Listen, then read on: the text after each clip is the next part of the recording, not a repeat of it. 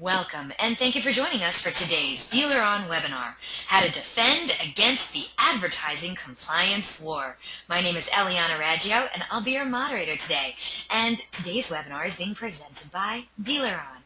And for anyone who isn't familiar with Dealer On, well, we're an award-winning website development company and digital agency, and we're best known for our search engine optimization, our best-in-class customer service, and our award-winning websites. And I'm very proud to announce that Dealer On was the big winner once again at the Digital Dealer Website Excellence Awards. We snagged awards for our highest conversion, highest LTV, lowest bounce rate, and for an amazing 6th time in a row, overall winner. No other website company even comes close. We're so committed to lead conversion, optimization, and customer service that Dealer On is still the only company in the industry to offer a money-back lead guarantee program. So, does your website company guarantee you a 50% lift in leads? Yeah, I didn't think so. Maybe you should check us out at dealeron.com. And we have a great show in store for you today. We're very pleased to have Jim Radogna as our presenter today. Jim Radogna is the Director of Compliance for the College of Automotive Management, where they have developed a unique, no-nonsense compliance and career training solution for automobile dealerships of all sizes. Before that, Jim was the founder and president of Dealer Compliance Consultants, Inc., a national automotive compliance resources and training firm. He developed a strong background in dealership operations, having spent over 15 years in dealership management in diversified roles, including sales manager, F&I director, general manager, and training director. Jim is a sought-after speaker and frequent contributor to several automotive industry publications, including Dealer Magazine, Automotive News, WardsAuto, Auto Dealer Monthly, DrivingSales Dealership Innovation Guide, AutoSuccess, and F&I Magazine. And yeah, he can be reached easily at jradogna at lagc.com. During the presentation, if you have any questions, please use the question feature located on the corner of your screen to submit them. At the end of the presentation, we'll answer those questions of general interest. If we're unable to get to your question live, don't worry, we're going to respond by email to you later today. Also, don't forget, a link to download a copy of the webinar recording will also be emailed to you later today for your reference, and please feel free to share it with friends and colleagues. Oh, and guess what? Our good friends at the College of Automotive Management are giving away a fantastic prize today on the webinar. They will be awarding one of you lucky webinar attendees with a free website compliance review. This prize is valued at $1,295. Now, the trick is you have to be on the live broadcast to win it. All you have to do is stay tuned for the details after Jim's presentation, and you could be scoring this awesome prize today. And at the conclusion of the webinar, you're going to receive a short survey. So fill it out, because we're always looking for quality feedback from our audience. Today we're going to randomly select a couple of people from all the completed surveys to also win some Google prizes. So let's get started. Let's learn how to defend against the advertising compliance war. Jim Radogna, I am so happy you are here. You and I have known each other for a long time. This is our very first webinar together, and I am so excited about it. How you doing? I'm doing great, thanks. It's great to be here. You know what? I got to tell you, audience, if you've been following what we've been doing here at Dealer On, then you know we put out amazing webinars week in and week out. But you know what? This is our very first webinar about compliance. And I don't know why we've waited this long. I've known Jim for a long time. We certainly could have done this sooner. And this is such an important topic. Such an important topic. So I'm so excited to drop some knowledge on these people today. And honestly, I know I'm going to learn a lot of stuff today too. So Jim, why don't you tell everyone what kinds of things we're going to be learning about today? Okay, thanks, Eliana. Well, first of all, we're going to spend a lot of time today actually looking at actual dealer websites and examples of some things that can go wrong on those. But first we want to talk about understanding the risks and why this has become such a timely and substantial issue. You know, dealer advertising issues have been around forever, but there's been a really pretty low level of enforcement, and quite honestly, the regulators haven't paid a whole lot of attention. But that's changed. We're going to talk about that and kind of get an idea of what's going on out there and what the regulators are focusing on and what they're thinking. Then we're going to spend a little time learning some rules so that dealers out there don't get blindsided, because that's really what's been going on is dealers, especially through the FTC and some other agencies, they've just really gotten blindsided by these seemingly from nowhere accusations and so forth. So we're going to go over some rules, some kind of advertising 101 rules to just kind of get an idea of what they're thinking and how they're looking at it. Then we're going to talk about some best practices. During that, we're going to look at a number of examples from websites of what seemingly innocuous things, but they are actually the things that the regulators are looking for and can get you in trouble. And then we're going to have a Q&A session. That's true. And audience, if you have compliance questions, baby, I couldn't have gotten a better person for you to ask questions to. Jim Radogna is the compliance guru. You know what's so funny, Jim? I don't know if you were on last week's show, but our presenter last week knew you as well, and he's like, oh, Jim Radogna's going to be on next week? He is the compliance guru. I'm like, I know, he's the compliance guru. So audience, I encourage you please to send in your questions. Ask them now, ask them often, and we're going to get you some answers today. Right, Jim? Absolutely. So let's start out with a poll question, Elena. What do you think? I think that's a great idea. Audience, questions already on your screen. If you wouldn't mind, please answer this question for us. We want to know, how often is your advertising reviewed for compliance before publication? Oh, that's a good question. So please select one of the following answers. Is your answer always? Is it most of the time, occasionally, infrequently, or never? We want to know. And I'm going to thank you already in advance for taking part in our poll questions. We have another couple of poll questions coming your way in a little bit, but we're starting off with this great poll question. We are talking about compliance, so we want to know, when you put something new on your website, and before you actually publish it so people can actually view it, how often do you check it for compliance? Is it always, most of the time, occasionally, infrequently, or never? Once we get a majority of those votes in, we're going to close this poll and share the results. And Jim, I'm watching the votes come in. I got to tell you, I think you're going to be surprised by the answer, by the way. Okay. But we're going to see. I'm going to close this poll in just another couple seconds. Please get your answers in as quickly as possible. And here we go. I'm closing the poll now, and let's share those results with the audience. Well, 48% of my very savvy audience says always. They always check their advertising before they publish it. That's really good. 48%. That's almost half, right? 28% said that it's most of the time. 10% of today's audience say occasionally. 7% admit it's infrequent at best. And another 7% said never. They're admitting to it. And I did have a couple people who wrote in there said, I'm not really sure. I don't really know. So we didn't put I don't know as one of our answers. But Jim, what did you think about that? Did you think that's in line with what you see in the whole industry? Yeah, pretty much. Those are some good numbers. It's good to see that almost half do check their ads for compliance up front. That's very, very important. And as we go through and look at some examples, you might want to take possibly a different view of just how carefully they are checking all those things. But we'll get to that in the next poll questions. That's great information. So one of our attendees actually asked, did you mean compliance with the FTC or compliance with the OEM or both? I was thinking the same thing. That's commonly confused.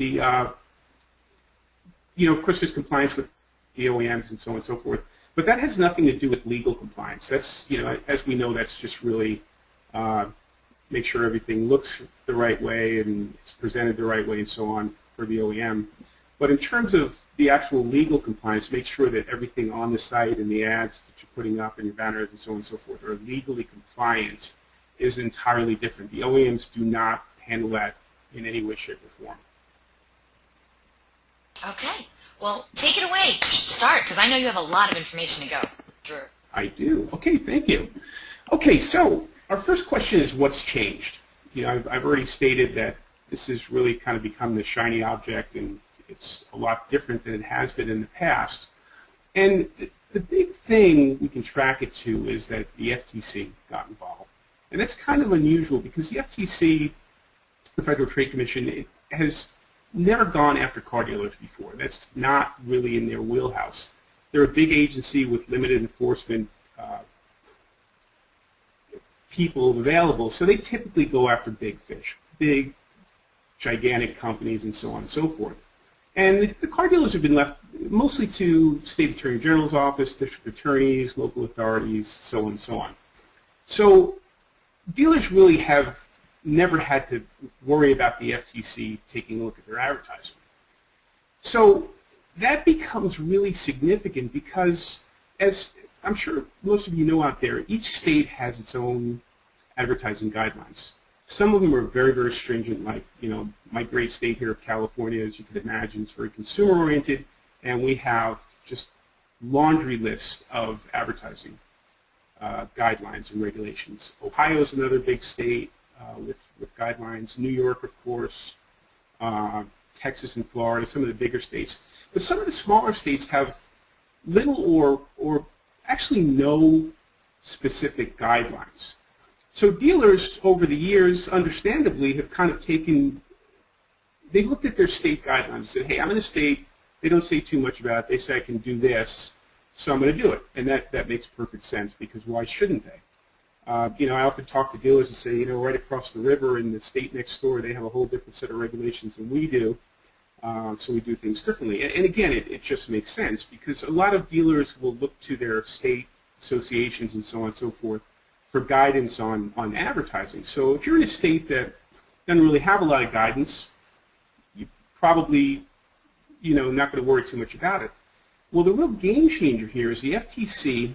Actually, there was 3 different actions in the last 2 years. One was in 2012, one was in 2013, and then the most recent one was in January of this year. And in every one, they went after dealers, just kind of random dealers, new car dealers, used car dealers, big dealers, small dealers, all over the country. And they analyzed their ads, these dealers' ads, based upon what they feel are the rules, they being the FTC. So the problem there is that some of these dealers got hit with claims from the FTC and said, hey, wait a minute, we follow the rules, we get the guidelines from our state association, we know the rules in our state inside and out, and there's nothing about what you're claiming we're doing wrong has been said in our state. And the FTC said, well, basically, good for you, but we don't really care. We're the federal government, and we're here to help. So it's really, really a game changer for dealers, because basically, a dealer in Arkansas pretty much has to follow the same rules based upon this as a dealer in California, because the FTC is looking at it with a broad stroke. They're being very, very particular, very picky about these things. So it's really become a big issue. And the FTC is also, because they have limited enforcement ability, because, again, they're a big agency covering all 50 states, they've decided to partner up with local agencies. For example, this last, and their biggest advertising sting back in January for 10 dealers, they paired up with the Los Angeles District Attorney's Office, and they had a press conference out here in LA and so on and so forth. But they're kind of getting together, and they're getting together with attorney generals in different states, local authorities, because it spreads out their ability to enforce. And then another really big thing is they focused on online advertising. That's kind of why we're here today. It makes sense from their standpoint, because advertising violations have been kind of difficult to find over the years. Typically, unless there's a lot of customer complaints, a regulator is not going to be looking for advertising violations. And typically, in my experience, customers don't tend to complain about a dealer's advertising to, say, the Attorney General's office. If they feel like, they had a bad situation with a deal, they may, but if they don't like the advertising, they usually won't. So typically, dealers that have gotten caught in the past it's just been kind of unlucky. They might be doing a mailer, and the mailer might have inadvertently landed in some regulator, somebody works in the Attorney General's office mailbox, or somebody in regulator's capacity has read a newspaper ad on the weekend or so on. But just kind of random things. Very, very rarely would they find these ad violations.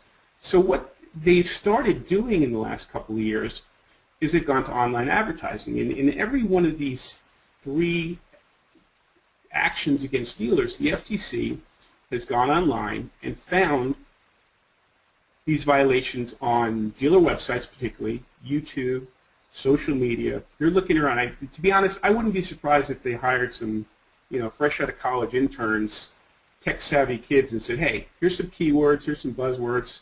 Go on dealer websites and, find us some stuff to do." So it's kind of scary because they become very proactive. They're not waiting for complaints. They're not, they're not reacting to any kind of potential issue with dealer advertising. They're just being proactive. They're proactively seeking out.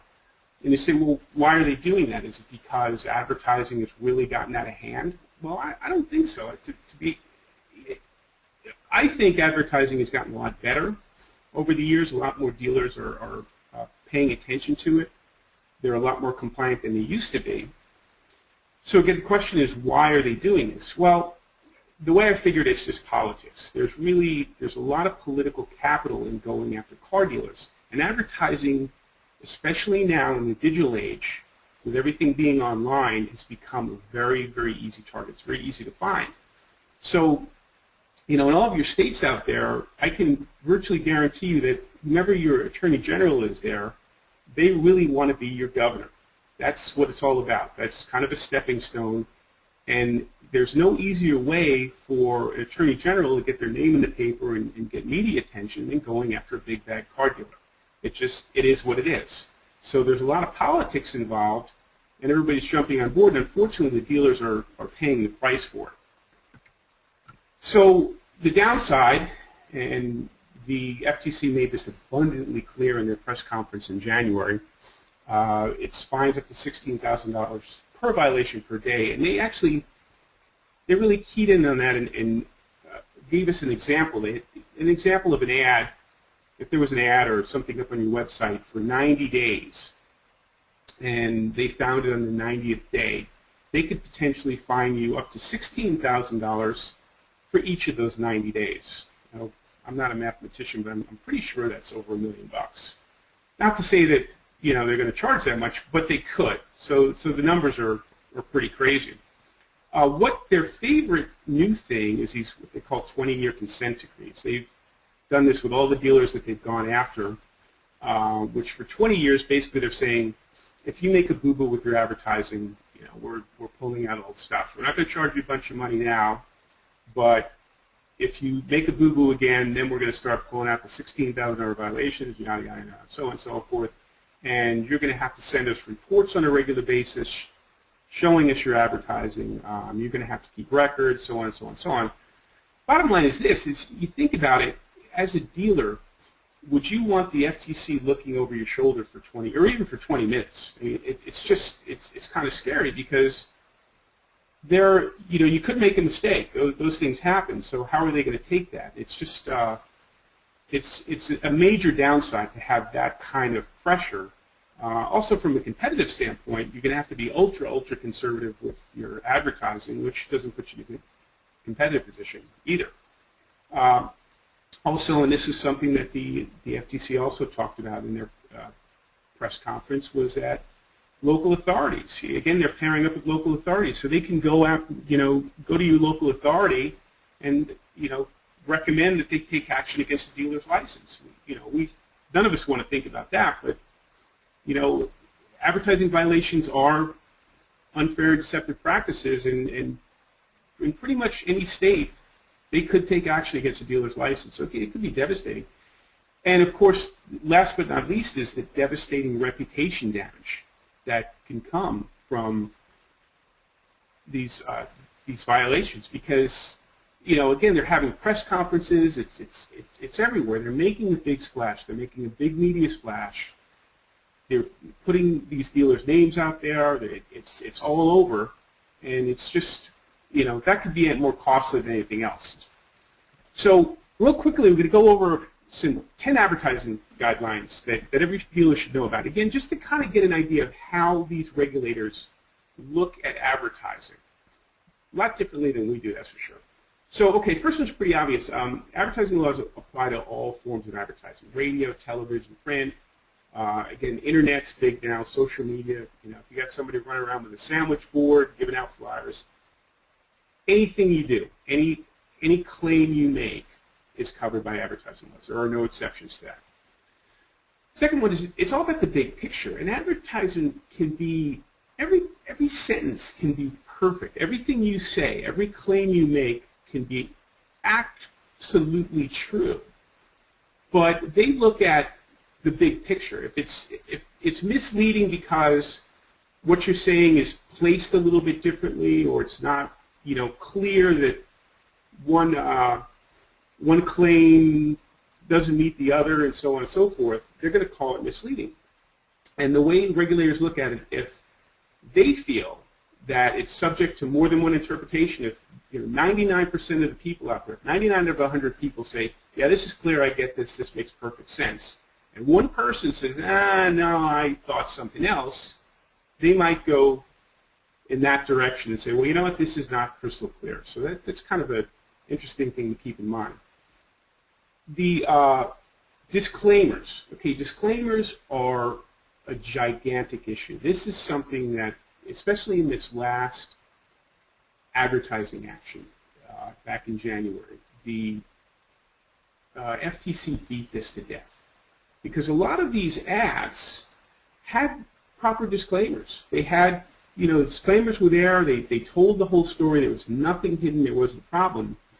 But the FTC's point is, well, it's either not big enough, it's not clear enough, it contradicts what the main message is, it unreasonably limits.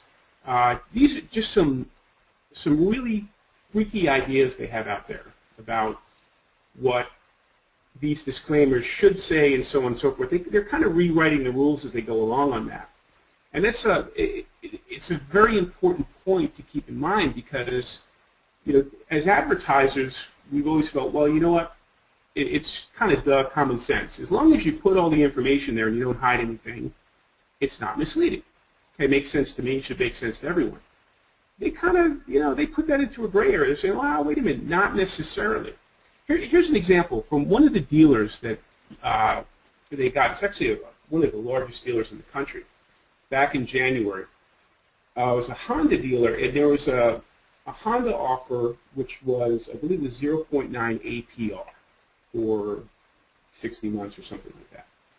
But so they put in the disclaimer right below the offer. It was right there. It wasn't hidden. It wasn't buried. It wasn't hard to read. It said, the offer is valid for amounts financed up to $12,000. So if you're financing more than $12,000, you weren't eligible for this factory-sponsored 0.9 APR. That was what they claimed that was misleading. It said because this unreasonably limited or materially limited the offer. So to them, the offer wasn't good. They said 0.9 APR financing available. Because that wasn't available to everyone, even though, again, they did put it in the disclaimer, they're saying that wasn't good enough. This was materially modified. So disclaimers, and we're going to talk more about that and show you some examples, but this is a key issue. Okay, number 5. Despite your best intentions, even if there's no intention to deceive, and the regulators have keyed in on this, you hear this a lot from attorneys general also. Even though there's no intention to deceive, hey, you made a mistake, you did deceive, and it's tough. So you can't use that as a defense. Another defense is, everybody does it this way, and I hear this from dealers all the time. I say, Jim, it might be after I do an ad review or something. I say, Jim, this isn't fair. Everybody in town is making this claim, and they're saying this, and they've been doing it for 20 years, and this just isn't fair. And I get it. Believe me, I do. I'm a car guy too. It isn't fair, but it's not a defense. You cannot use that as a defense that anybody else in town or whatever is doing that. If you get caught, you're going to suffer the consequences. Number 7 is an interesting concept, too, is that if first contact is secured by deception, a violation can occur even though the true facts are told. Here's an example. The very first ad violation or advertising action that the FTC took in 2012 was against 5 dealers, and many of you may remember this. And they were making claims to the effect that if we'll pay off your trade no matter what you owe. And they got those on YouTube, and they got them on websites, and they made a big deal about it. So, and I've had this discussion with many dealers. I said, wait a minute, you know, it's pretty obvious when they come down and they buy the car, if there's a negative equity, we're disclosing that. We're disclosing on the contract. We're telling you about it when we do the trade. They know about it. There's nothing hidden. Which makes, again, that makes perfect sense. But from the regulator's point of view is that if a customer comes down to your dealership after they read your ad or see your ad online, and they come down to your dealership and learn something new, you're in violation because they needed to know that right up front. So that's what makes it interesting too. So that whole concept, and we see this all the time, see dealer for details. Basically, guys, see dealer for details is pretty worthless as far as the regulators are concerned.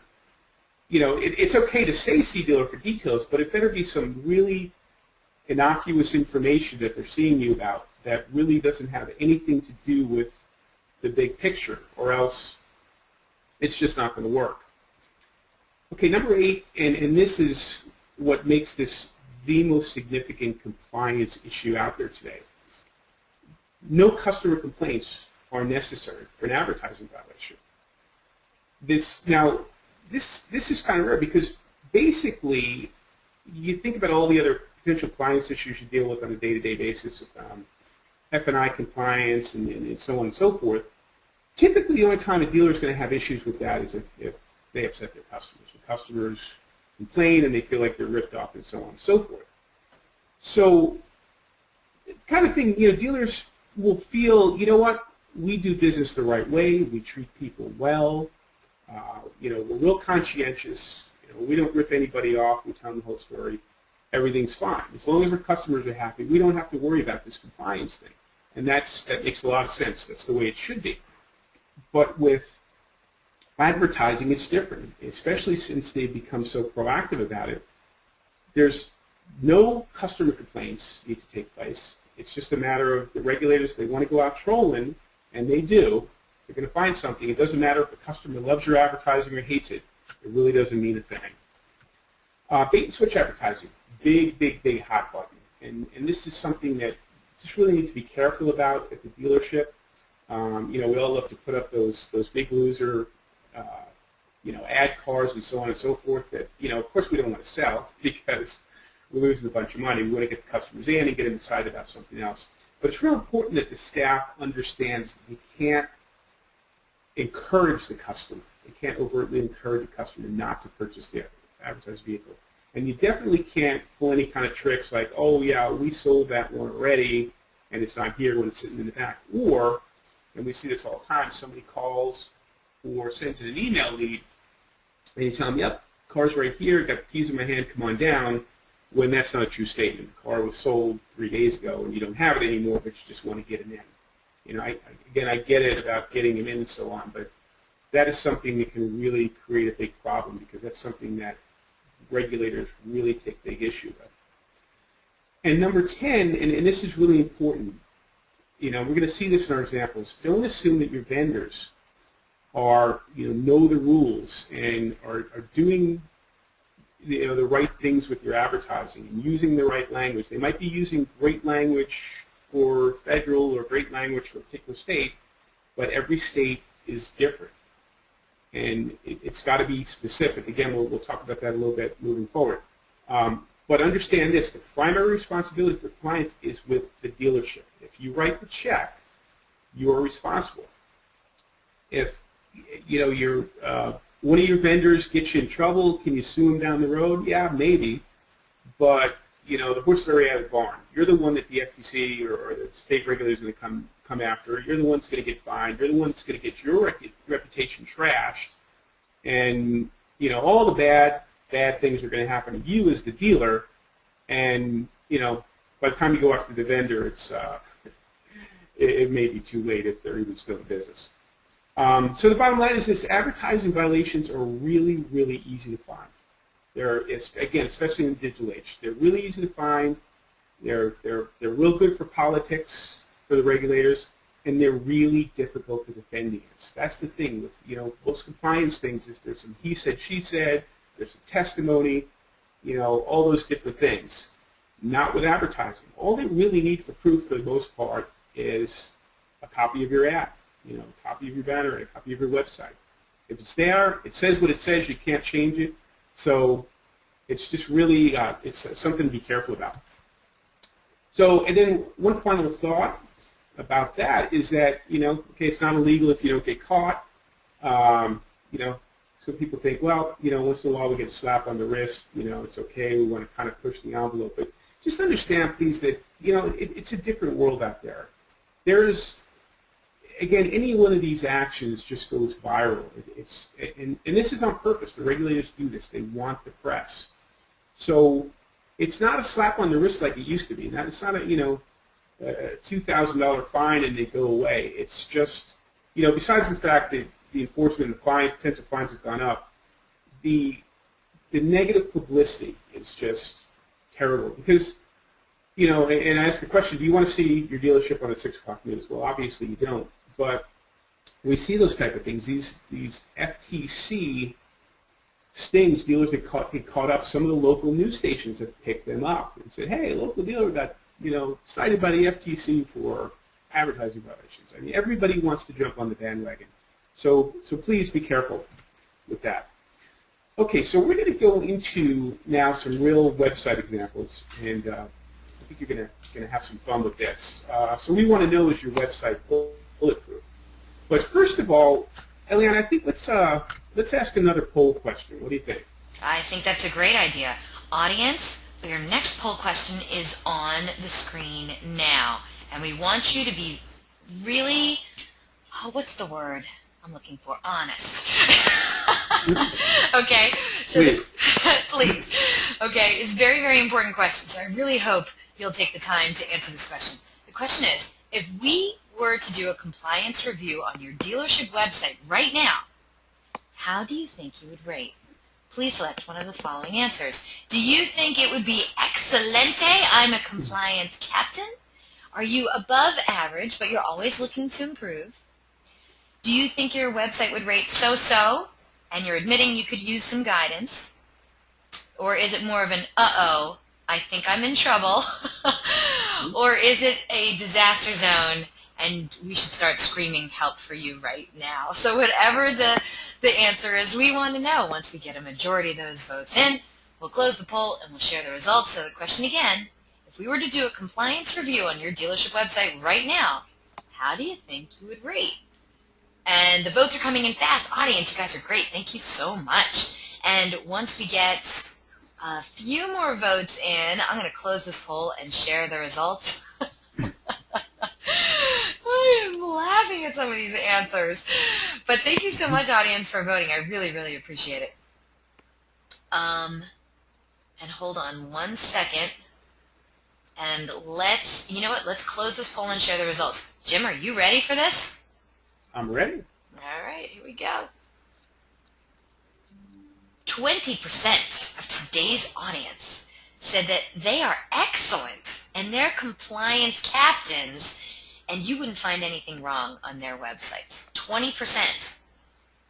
Before I go further, does that sound? Is that believable? It could possibly be. Okay. Follow up. Let's see. 71% of today's audience said that they believe they're above average. They're always looking to improve. There might be maybe a couple things that they've missed, but they're pretty sure their website would pass the muster. Excellent. 8%. So we have 91%. 91% basically are saying that their websites, they're all about compliance. 8% of today's audience said that they're so-so, they could use some guidance. No one picked, uh-oh, I think I'm in trouble. And 2% of today's audience are copying to a disastrous compliance website. Excellent. Okay. Well, I like that. So let's look at some examples. Let me tell you one thing, though. Chris wrote in, he says, we do pretty good restrictions apply to that statement. See dealer for details. They use see dealer for details. Sean says, just the fact that everyone is here should mean most are better than average. Sean, I like the way you think. I agree. Exactly. I've got a very smart audience. Yep. And Michael said that that's what they thought, but how do they really know? That is the question. That's a good question, Michael. Thank you so much for the comments, everyone. Okay, Jim, so how would someone really know? Well, let's look at some examples. Let's go through some examples, and then I'll give you a hint. We're going to ask that same question again in a little while, and we'll see if the answers change. So, anyway, okay. So, and these aren't in any particular order of severity and so on and so forth. They're just kind of random. These are from actual website advertising reviews that we've done. Online credit apps. Everybody has online credit apps on their website, or at least I hope so. It's a great, great tool. But probably I'm going to say about half of them don't have the proper privacy notices that are required.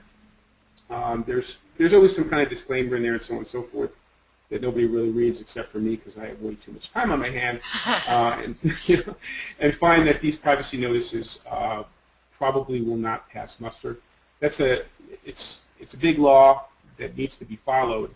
So that's one thing that needs to be looked at to make sure that that is done properly. Next, website privacy policies. And this is kind of an emerging issue. A couple states, California in particular and some others, have very definite rules for website privacy policies. They are required and so forth. More and more states are jumping on board, and there's some actions, actually they've been kind of languishing in Congress for a while. They want to make this a national thing where every website where the website operator collects customer data, that would be us, we definitely do that as dealers, has to have a privacy policy.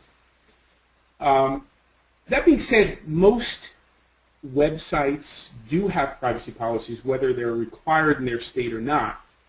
But as we look through them, we find particular issues. Like, for example, in say a state that has a requirement, like California, we'll often find that they don't have a privacy policy. That's a big no-no. All over in other states too, we'll find that there's a privacy policy on there, but it's the OEM's privacy policy. It's Ford's privacy statement and so on and so forth, which it's perfectly fine to have it on your website, but it doesn't protect you. It's got to be, you're the one collecting the data, the customer information. It's got to be your privacy policy. I've seen a couple where the website's provider's privacy policy is on there, but not the dealers. I'm spelling where I said not the dealers. It's supposed to be not the dealers. Wrong privacy policy. If you look at the illustration on the bottom left, that's a familiar document to all you people in dealerships. That's what we give out with credit apps. So forth. That's the new model form, came up a couple years ago. We give them to customers. That is not the appropriate document and information to put as a website privacy policy. It's a different law, different set of criteria. It should not be on your website. And this is the key issue, and we see this a lot. Most dealers' privacy policies, we find, are boilerplate. Basically, the website provider has put them up there, and it's just because the dealer hasn't provided the website provider with a specific policy. So they'll just say, okay, let's just go with what you use for typical dealers. That is fine and well. However, and this is where most of the enforcement action, virtually all the enforcement action is with this, is that the regulators go after companies that have a privacy policy that they don't follow. There's been huge 6- and 7-figure fines on this. Here's an example. One of a boilerplate policy that we see pretty frequently on lots and lots of sites out there it's one of the statements is something to the effect that we have a no spam policy, and we're not going to send you emails from information we collect. That's great, but how reasonable is that? It's not reasonable. I mean, you're going to collect data, you're collecting information, and sure, you're going to do email blasts. I mean, that's why we collect leads. We want to be able to market to these customers, and it is perfectly acceptable to do so, as long as you follow, your CAN spam guidelines and so on and so forth. The problem comes in is when on this boilerplate policy that no one's ever read, you've said to your customers, we're not going to email you. We're not going to use your information. We're not going to call you. We're not going to contact you from this. If that's not a true statement, and it's probably not, nor should it be, that's where the problem comes in. So it's real important that these privacy policies are the right ones and they actually reflect your dealership's standards. Price disclosure, see this all the time. Boilerplate stuff that, again, this is it's specific to every state. Every single state has a different guidelines of how you have to disclose what's added to the price. California, you basically got to write a book. Some of the other states. Washington's another one that has some pretty specific verbiage. But see, if you look on the left on this example, this price disclosure, says the price for this vehicle is equipped, does not include charges, license, tax, registration, state and local taxes, final charges. Okay, it's fine so far. Credit investigation. Optional credit insurance, so on and so forth. And you go down a little further, and it says it doesn't include destination charges. Okay, well, there ain't a state out there that allows you to charge, to add to the price of a car, credit investigation, or destination charges. It's got to be included in the advertised price. Oh, really? Oh, absolutely. The states will, each one's a little different, but they're mostly the same. Basically, they're saying, okay, everything that's on the car, everything in the charge has got to be in the advertised price. But you can exclude tax and license, dealer doc fee, so on and so forth. They tell you specifically what you can exclude. They never let you exclude. So in other words, it's not to say that you can't charge for credit investigation. If you want to charge to run a credit bureau, that's perfectly fine. But it would have to be added to the price of the car. So for example, if you're selling a car for $17,000 and you charge $25 for credit investigation, you would have to list the price of that car as $17,025 because you can't exclude it. Same thing with destination charges. It has to be included in the price. These are state guidelines. So these boilerplate price disclosures can be real dangerous because, you think, well, okay, this is on everybody's side. I've got everything covered here. I haven't missed a thing, so life is good. So you have to be careful. And they have to be, again, they have to be clear and conspicuous. We're going to talk more about that. Okay, vehicle history disclosures. This is an interesting one. States like, actually probably about half the states require that you disclose, I'm going to use an example as a prior word. You have to disclose demos and so on and so forth. But we're going to use the example prior rentals because they're kind of easy to find. We go in there and we're looking through the sites and we go through the used car inventory and the late model stuff. We pull up free Carfax on right from the site and we find out if it's a rental vehicle.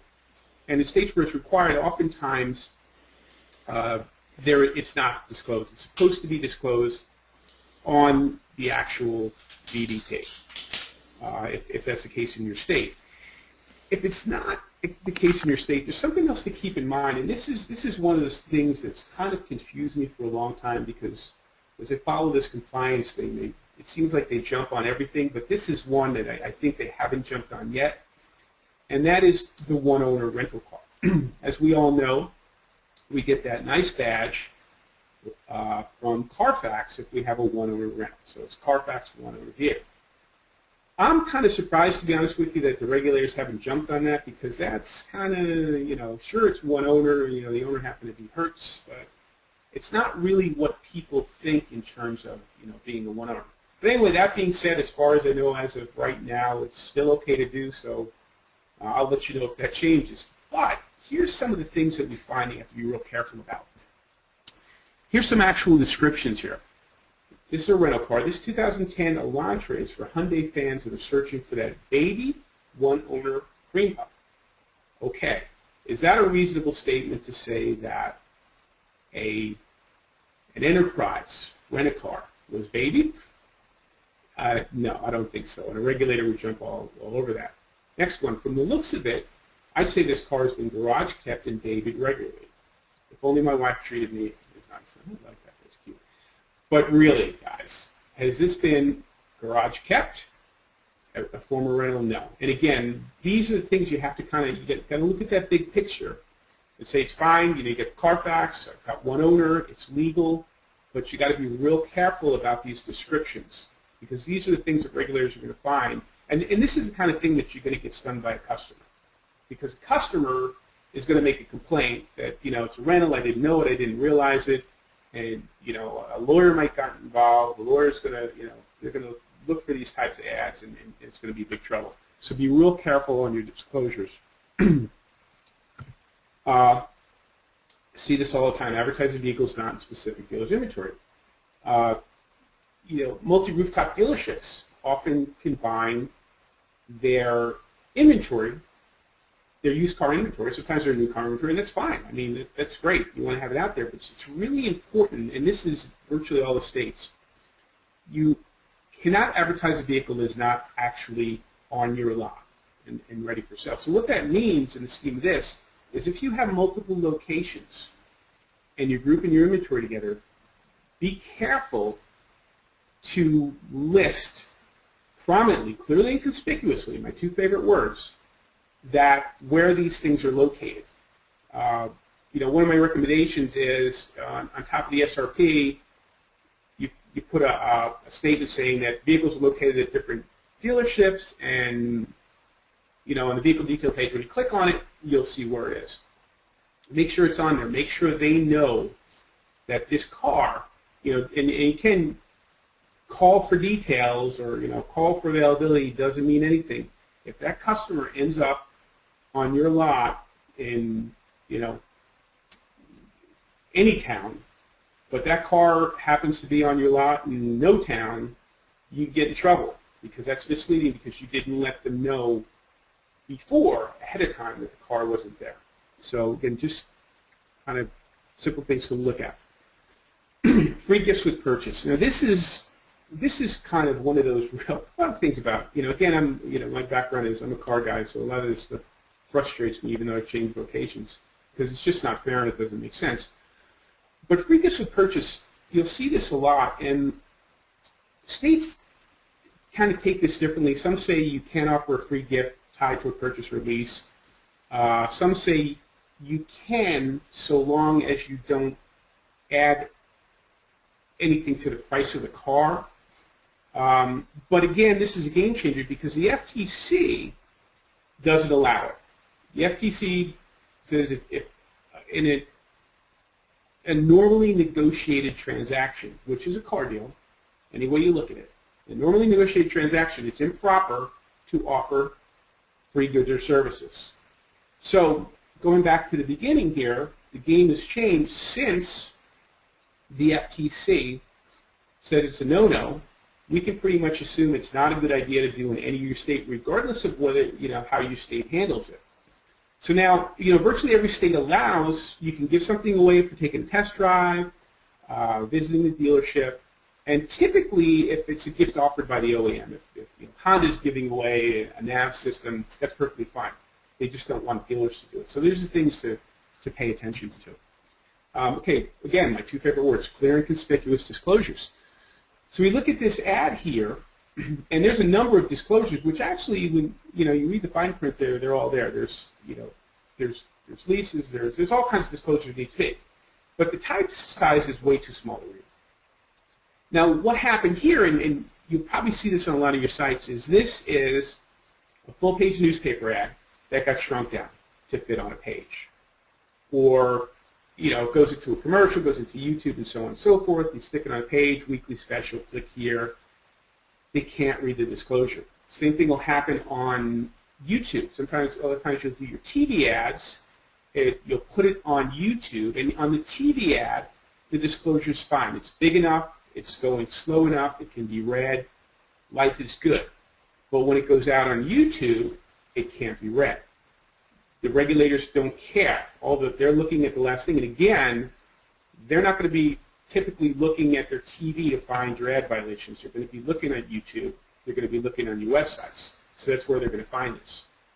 So for clear and conspicuous, real quickly, FTC has the 4 Ps: prominence, size matters. It's got to be big enough and easy to read.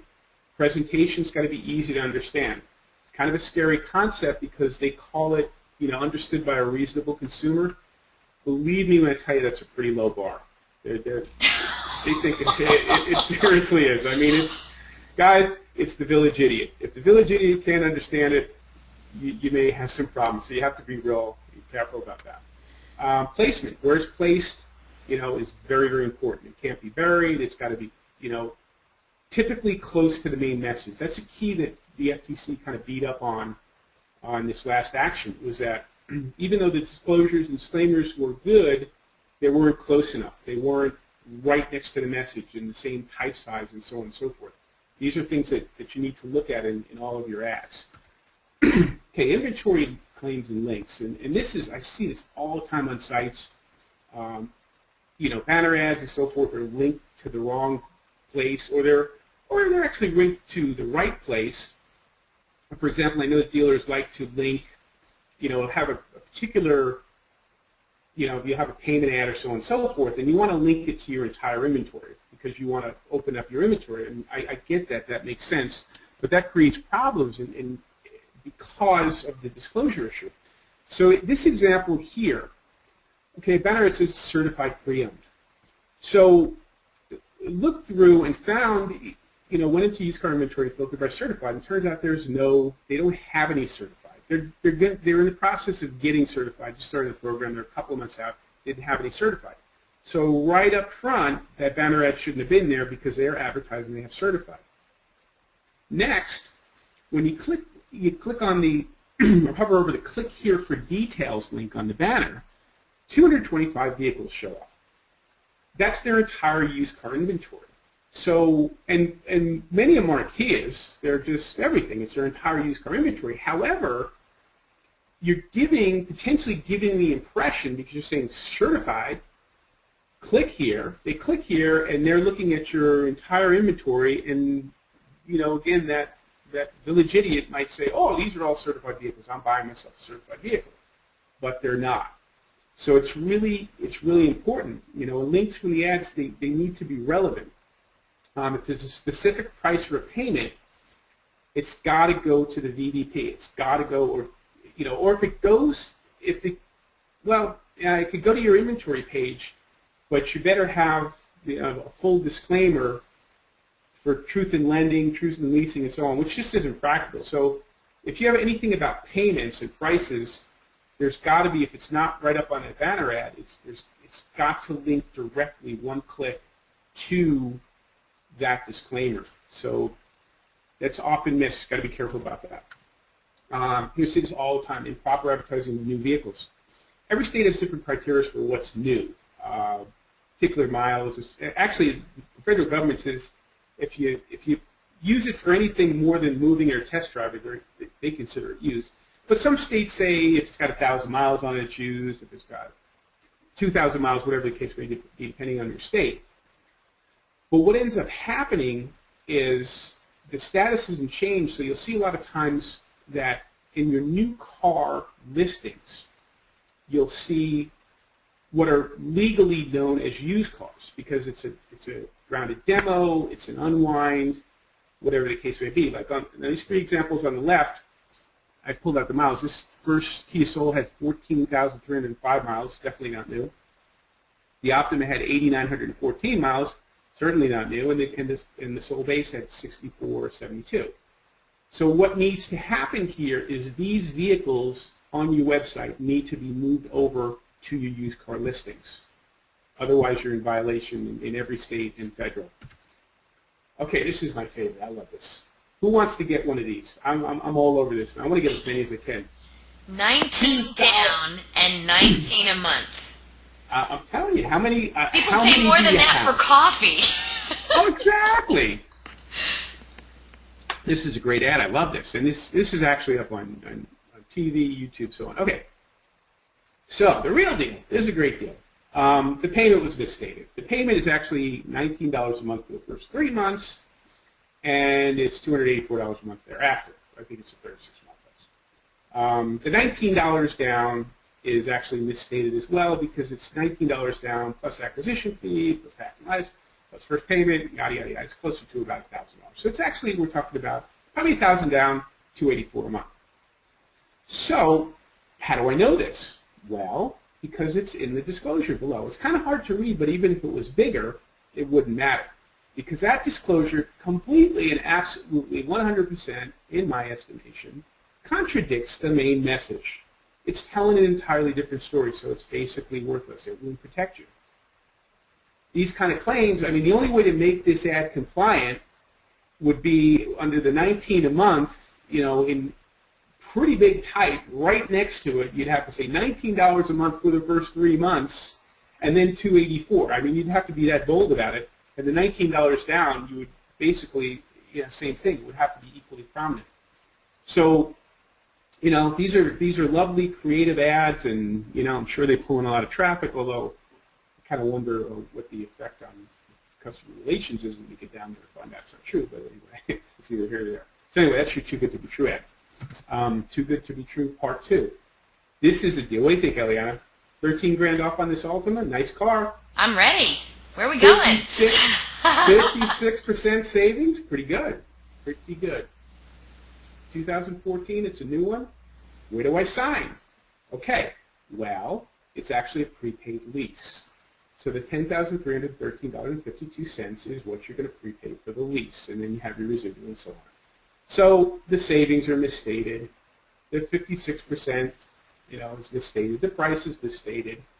And it's the same thing. It's the same thing. It's just really, really dangerous. And this is the kind of ad where you're going to get stung on. And the reason being is that these type of ads are going to anger your competitors, and sooner or later, they're probably going to make the call. And you know, this is the type of thing. If a regulator sees this, they'll drop everything and just go. You know, it's just so unconscionable, especially 19 down, 19 a month for a brand new car. So be really careful about this. Again, this dealer, you know, really honestly thought that the fact that they put this information in the disclaimer protected them. It absolutely does not. Truth in lending disclosure. Okay, $199 a month. The disclosures have to be there. If it's not in the banner, it's got to be one click away. It's got to turn to repayment, APR, and so on and so on and so forth. Hot button issue. This is one thing that the regulators have gone after. You know, again, it's kind of a silly thing. It's, you know, it doesn't harm anybody. It's, you know, knowing the APR and the terms and so on. But the regulators just, because I think it's often overlooked that they've gone after us. And on most of the actions from back in January, they also claim truth in lending or truth in leasing violations. Here's another one, use of the word wholesale. Virtually no state allows use of the word wholesale, and you shouldn't use it anywhere because it's not wholesale. It's misleading. If you're selling it to a retail buyer, which you are, it's not a wholesale transaction, shouldn't be wholesale. But my real point with this is that this is from a vendor. It's this ontheblock.com who I'd never heard of before. So the dealer, you know, I signed up with them, and they have their inventory listings, and they've got their nice little logo and the banner and so on and so forth. The dealer not knowing that this lender's, and I assume it's this lender's advertising, this vendor's advertising. The vendor put this piece together, said, here, slap this up on your website, but the dealer's now in violation because they're claiming that they're selling wholesale inventory, which is this ontheblock.com's shtick, I guess. I don't know. But anyway, you got to be careful about that. The vendors can get you in trouble because they don't, you know, understand this stuff sometimes. Internet pricing. Many states require that you have to give the customer the lowest advertised price, whether they see it or not. So, and it's okay. I mean, you know, dealers ask me, well, can I put a different price on the car in the lot and in the paper, and, you know, have a special on my website? Absolutely. You can put as many prices as you want. That's fine. But that said, in these states where it's required, you have to sell it for the lowest price of all of them, whether or not the customer sees it. So you have to be careful about talking about internet pricing, because in many states there's really no such thing as internet pricing. The internet price is the price to everyone, whether they go on your site or not, whether they click your lead form, and so on and so forth. So you want to be careful about that, because it could be a potential claim. Disclosure issues. These banner ads, now this was done right. These are nicely done banners. They've got the disclaimers, everything they need, right below.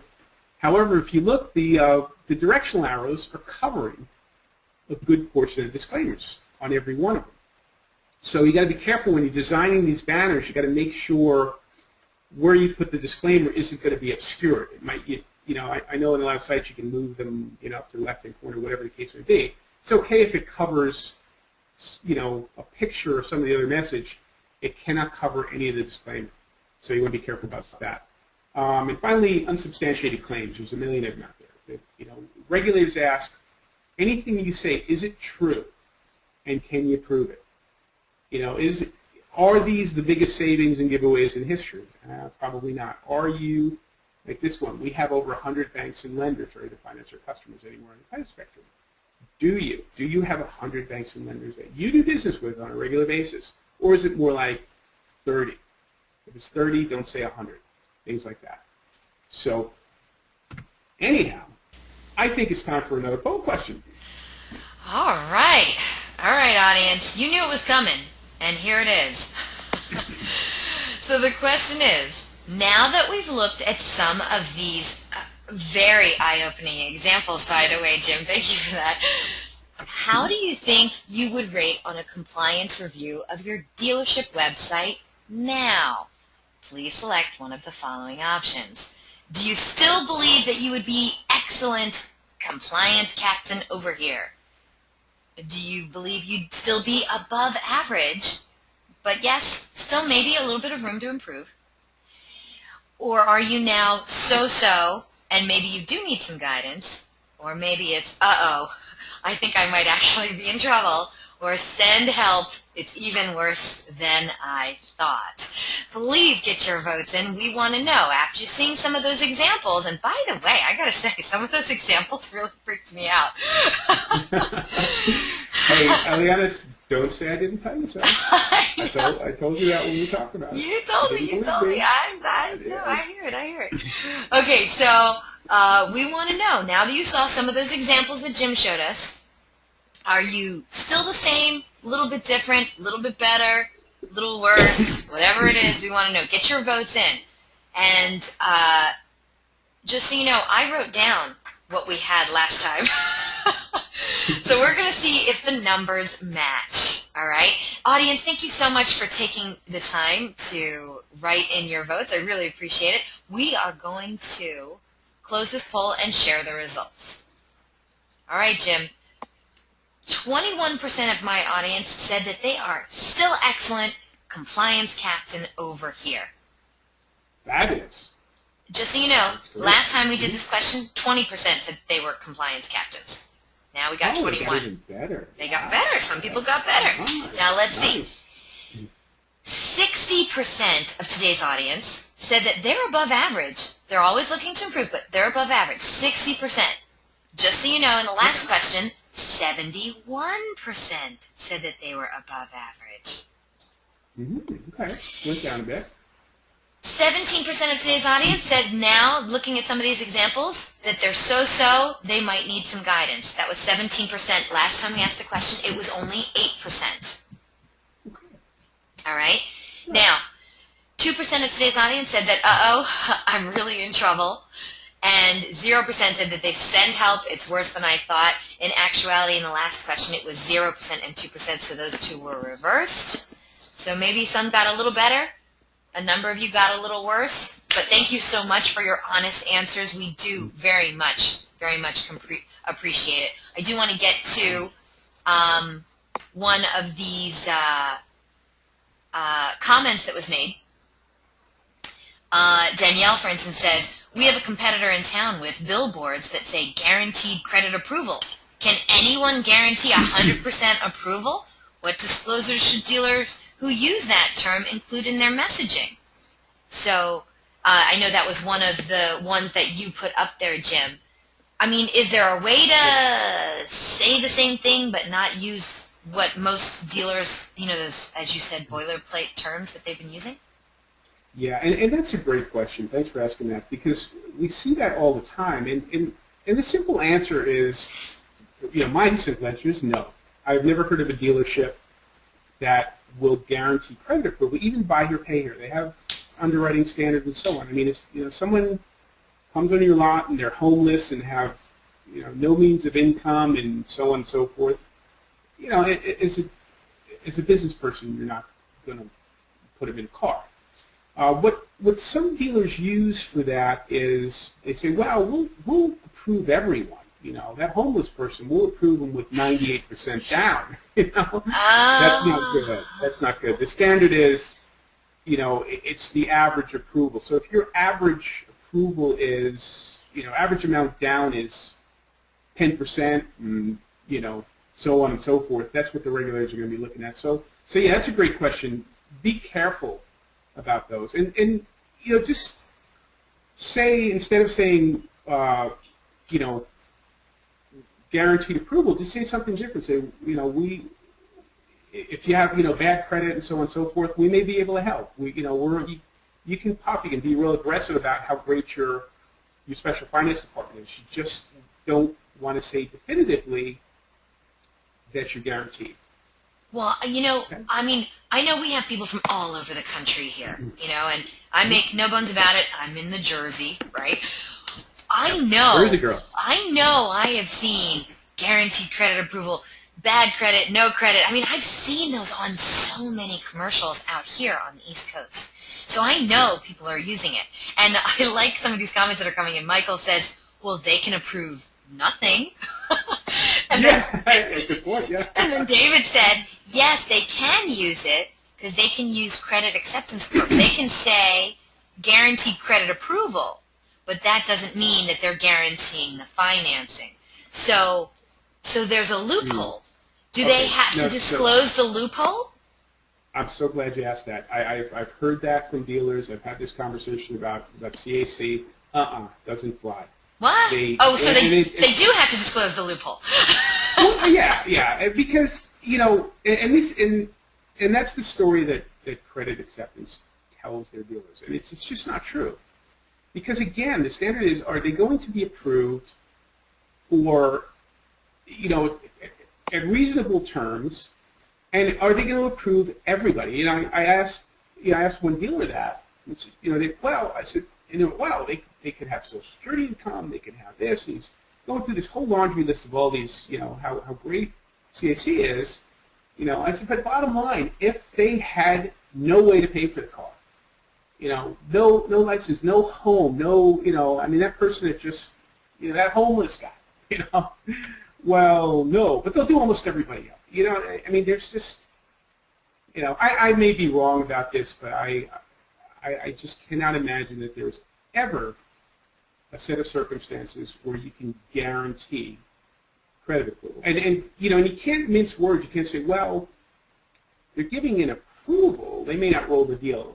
When you're saying approval, that's saying you're going to allow them to buy the car and take it home. So, please don't fall into that particular story. That's kind of a sore subject with me and CAC.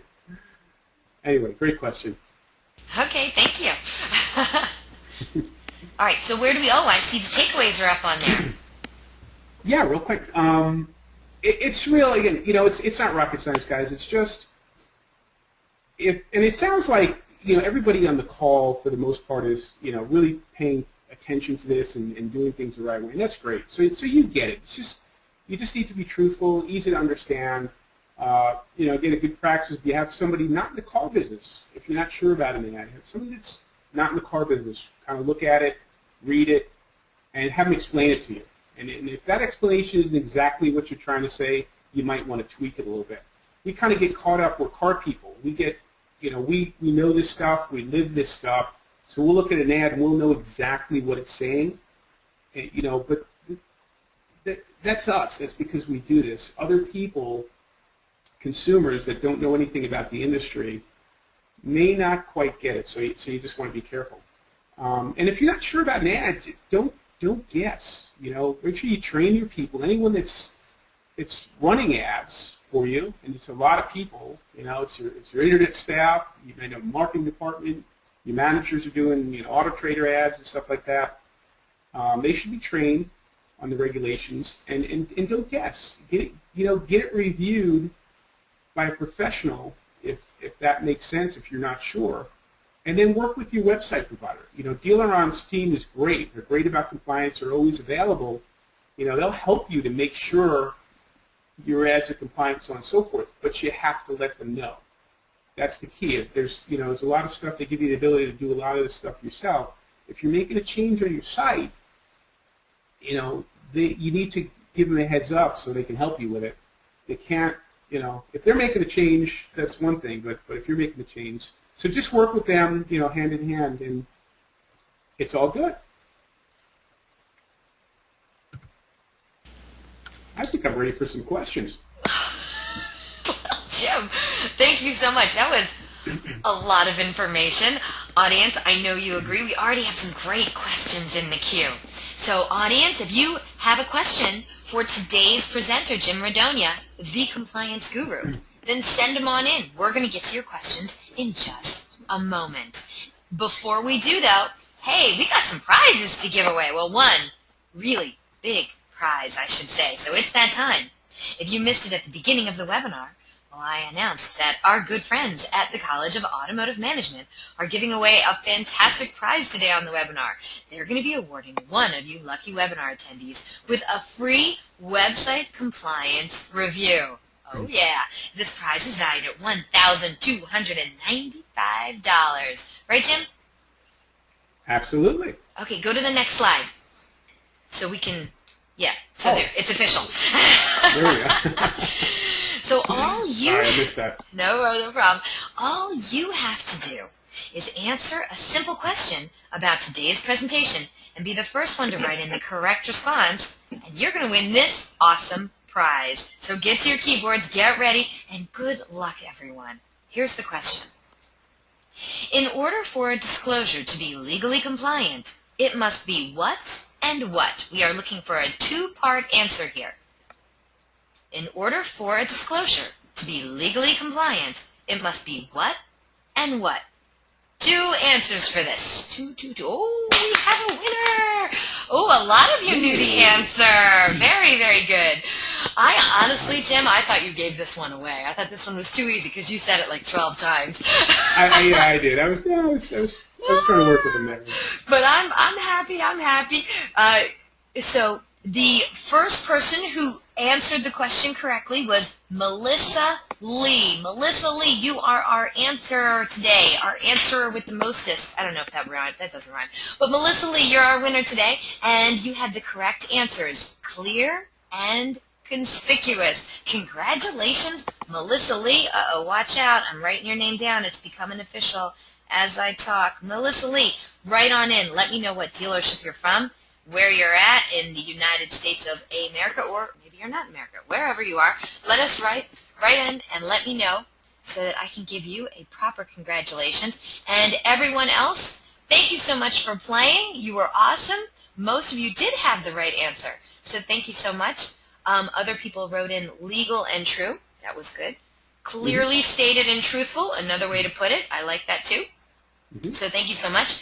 I also want you to know we had Chuck who wrote in, and he said, this is a great webinar.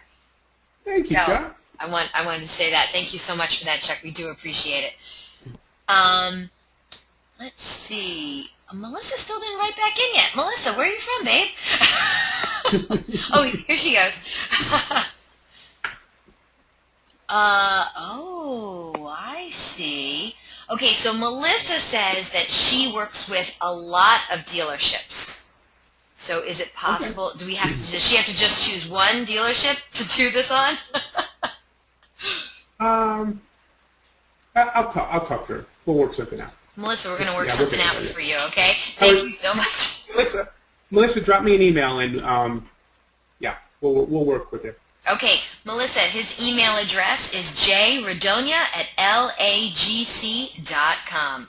And by the way, audience, if you need to have a specific compliance thing looked at, reviewed, whatever, I got to tell you, there is no one better than Jim Radogna. So please don't hesitate. Get your compliance in order. Contact him. He is seriously one of the nicest guys ever. He's so sweet and so willing to do whatever it takes to make sure that compliance is adhered to. So thank you so much, audience. Let's get to some of these amazing questions that we have from you. And like I said, if you haven't written in your question, now's a great time to do it. And look, he's cute too. Look at that. How can you not trust that mugshot? All right. First question comes to, I know, right? First question comes to you from, let's go with Joshua's question first. He says, I might have missed it since I stepped away, but I have a question on wording.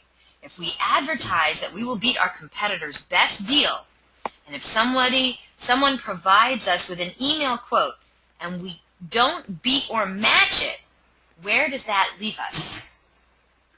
Good question. If you can do a price matching guarantee, but you want to have all the criteria. Put it clearly and conspicuously on the ad, on the site, and so on and so forth. And make it as detailed as possible, because you want to make sure, you want to protect yourself.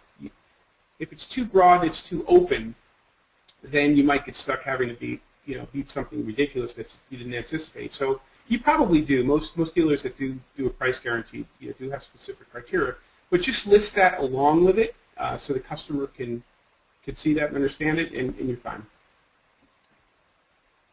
Fantastic. Thank you so much. Great question, Joshua, by the way. Okay, let's go with this question from Michael. He says, as a dealer for years, the extent to keep the dealer safe on all posts is necessary to avoid these compliance infractions. But do you have any recommendations of what to have legal review versus what not to review? Because you know, Jim, the more stuff you give your lawyers to do, the more expensive it is. So, right. Are there what things do you think need to be reviewed as opposed to not? Well, I think a good first start is, since everything's on the website now, for the most part. I mean, pretty much, I find dealers advertise wherever they advertise, newspapers, so on. It ends up on their website, so that's kind of a good point. So having the website reviewed, because you're going to look at the privacy policy things and disclosures and so on and so forth. It's also going to be looking at those banner ads, excuse me, and those offers and so forth. So the initial review is kind of a cleanup. It's worth the investment to just get that cleaned up, make sure all the disclosures are right, your policies are right, and so on and so forth. And then on an ongoing basis from there, whenever you make changes to an ad that kind of substantial changes, you might want to get them reviewed. But for the most part, a lot of it is boilerplate. It's, once you learn the tricks to making sure that anytime you put a payment, a finance payment, what disclosures have to be there, it's really just a matter of doing the same thing every time and so on. So, as things move forward, it becomes easier and you need to get less things reviewed, but initially I recommend get it all looked at, get it, get to that base point and go from there. Got you.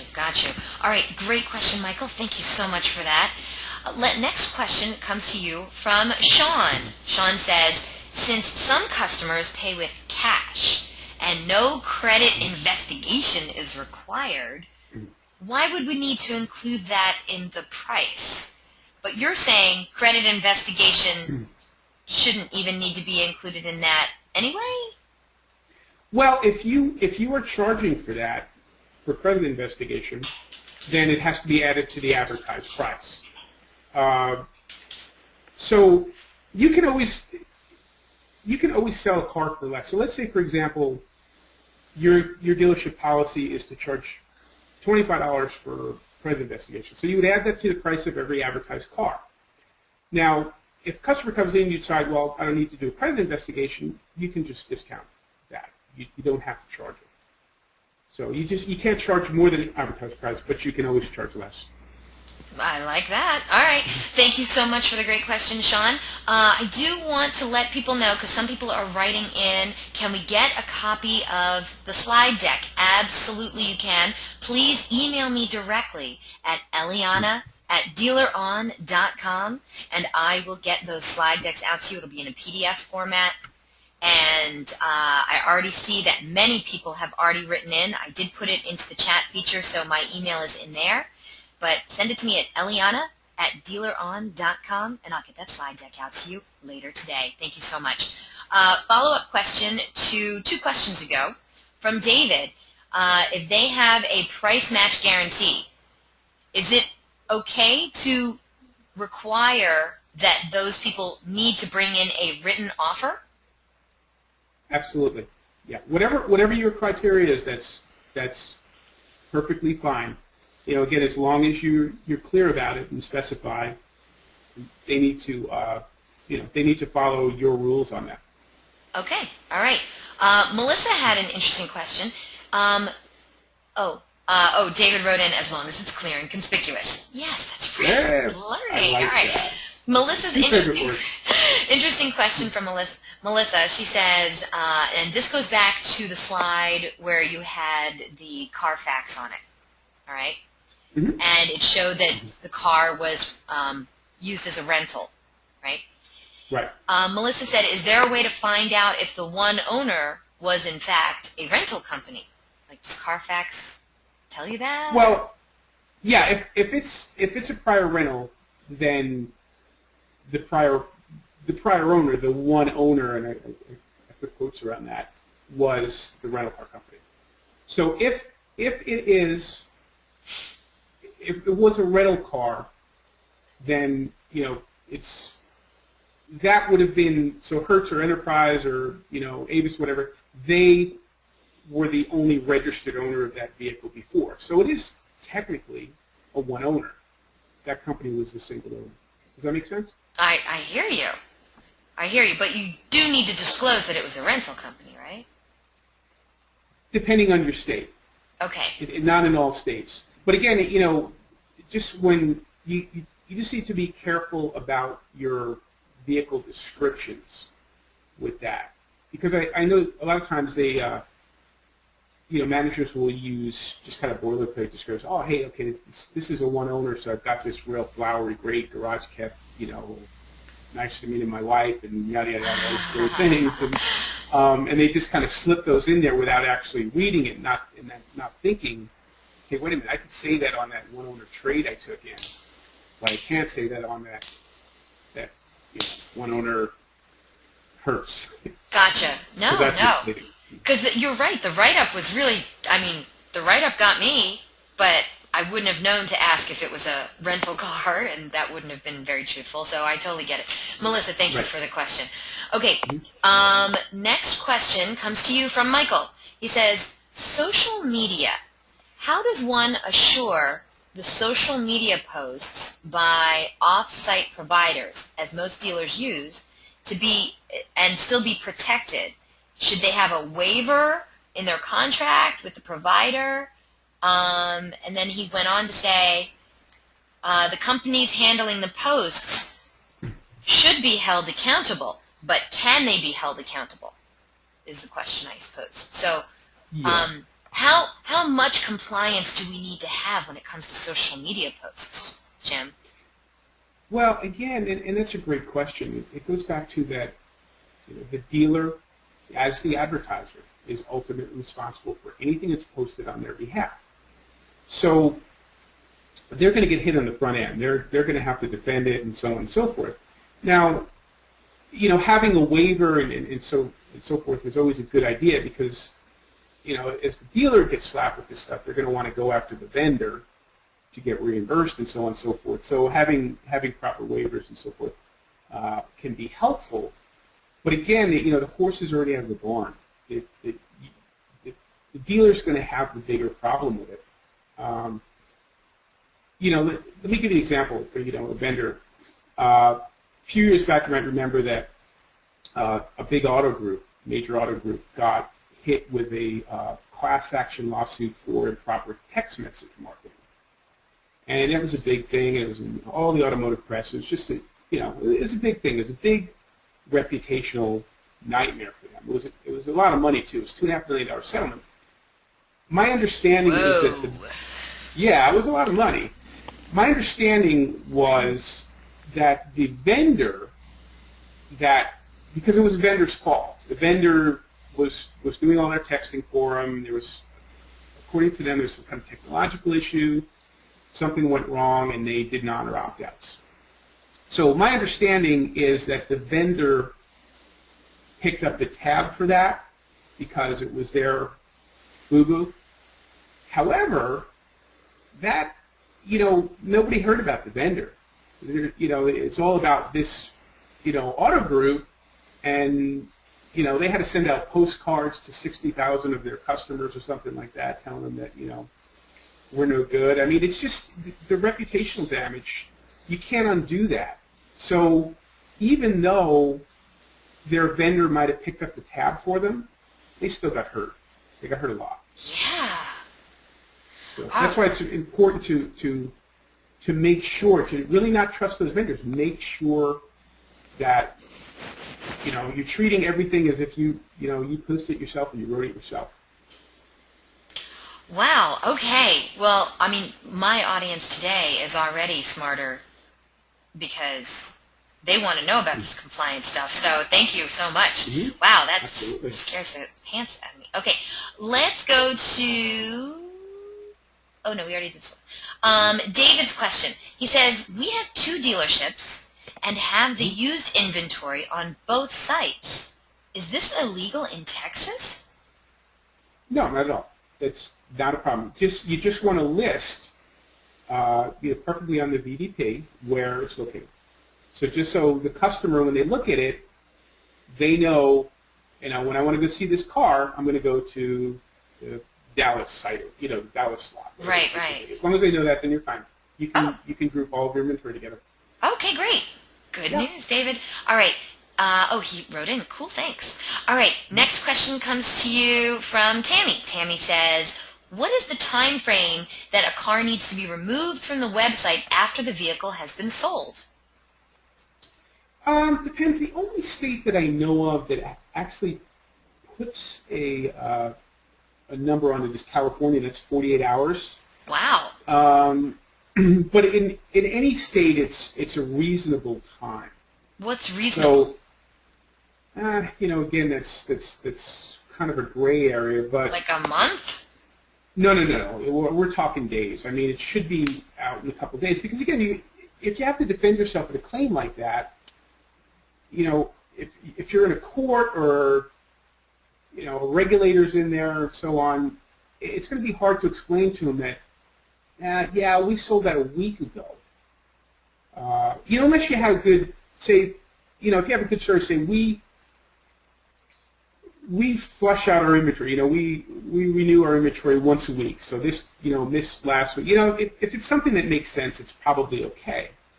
But really, I think to be careful, it should be within a day or two, because it's pretty easy to get it off. A lot of times, your DMS will do it automatically when you change status.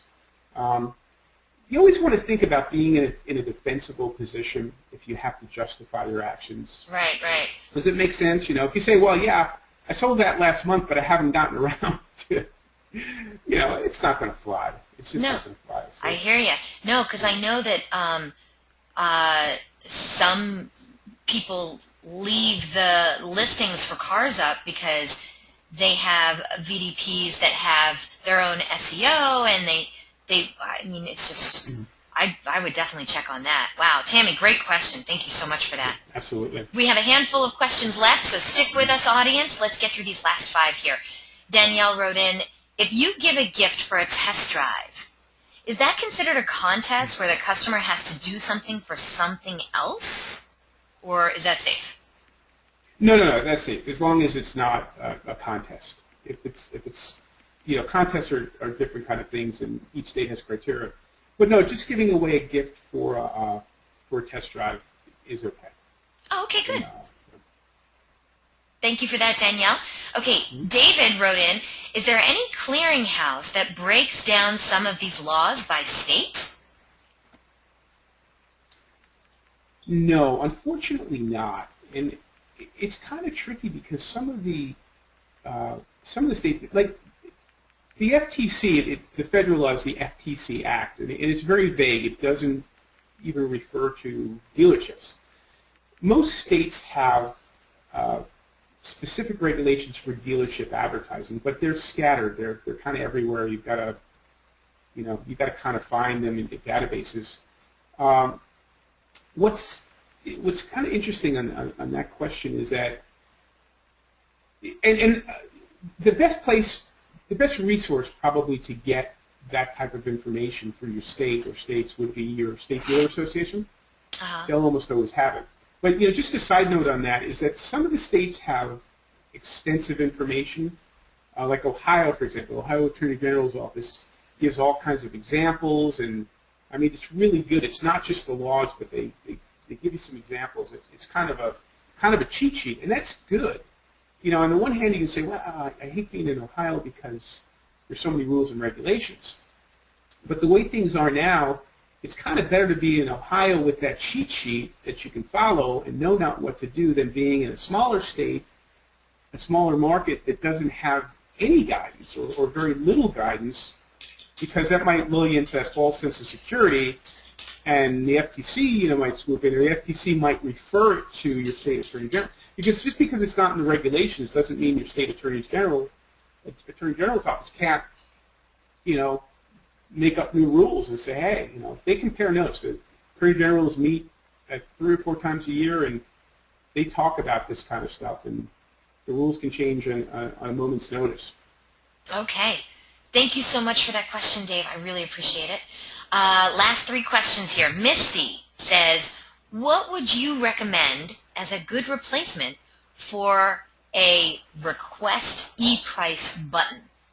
So Misty apparently on her website has a request e-price, but you talked about that earlier and said, yeah, Misty, it's okay to have that, just as long as everybody knows. If you're in a state where it's required that everyone has to get the lowest advertised price, you just need to understand that if someone comes in, they, on that vehicle, you need to sell it to them at that price.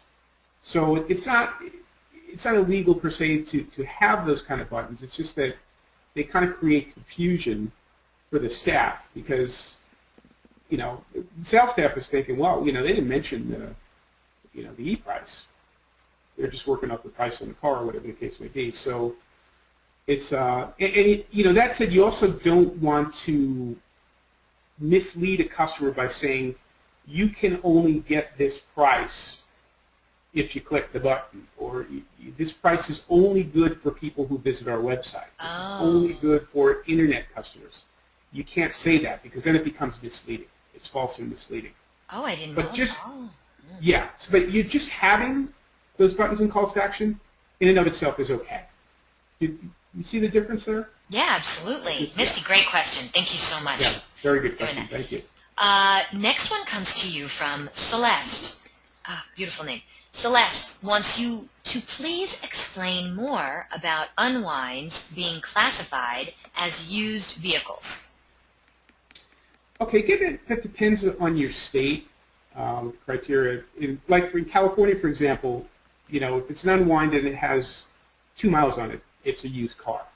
But that varies by state. In other states, they don't have that criteria. The criteria might be a certain amount of miles. So if you'd like, Celeste, shoot me an email with your specific state information, and I can research that for you and maybe give you a better answer. Oh, that's so nice of you, Jim. Celeste, I would completely take him up on that if I were you. It's jradogna at LAGC. Is that right? LAGC.com. Yeah. Okay, last question comes to you from Mike, and he wants to know if you could please explain what is the College of Automotive Management. Okay. College of Automotive Management is actually been in business since 1992, and our primary business is automotive career training, both for individuals and for dealerships. Train on pretty much soup to nuts from the front end of the dealership. F&I training, sales management training, desking, leasing, you name it. It's we've recently gone to an all online. It was originally we had a number of campuses, brick and mortar campuses. We're now completely online, so it's a lot easier and a lot more affordable. And if you'd like to visit our website at collegeofautomotive.com. And again, if you have any specific questions, please feel free to reach out to me, call me, or email me, and I'd love to tell you all about it. Oh, that's so nice. Okay, audience, now's your chance. Write down his contact information. He's also on every social network, automotive social network. I know because I'm on all of them, and I always see him on there. So. Exactly. Well, Jim, thank you so much. A lot of people are writing in and have already written in saying what a great webinar this is, and I have to say, I absolutely agree. I am so glad that we did this webinar together on compliance. Thank you so much. I hope to see you around soon, too, by the way.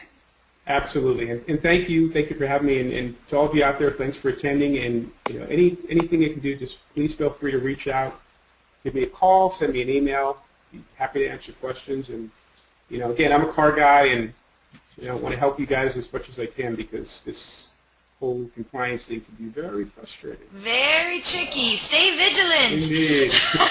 No doubt. All right. Well, I'll tell you what, audience, I want to remind you that, yes, I recorded this, so I'll be sending you a link to the recording in a little bit, all right? But in the interim, please, you're going to get a short survey. It's really short. It's literally 5 questions. So please take the time to fill it out and let us know what you thought of today's presentation, what you thought, about this topic and how you thought Jim Radogna did. We want to know what you think. And this is your shot also. We're going to pick a couple of people from all those completed surveys to also win some Google prizes. That's your chance. So hopefully we'll get a lot of you filling out that survey. I really would appreciate it. And this webinar recording is going to be posted online at dealeron.com/webinar, and click on the link on the right-hand side where it says on-demand webinars, and there you can access any of our past webinars, and you can also view and register for our upcoming webinars too. And invitations will be going out tomorrow for our next webinar, How to Take Consumers from Search to Showroom. Now, dealerships literally put thousands of dollars each month towards listing sites, pay-per-click marketing, retargeting, and their ultimate goal is to drive more traffic to their website. And if done right, increased traffic to your website should result in increased traffic to your showroom, right? And in fact, the average dealership spends over 25% of their monthly marketing budget on digital marketing. But if a dealership doesn't maximize their digital opportunities, well, guess what? All that money is simply being wasted.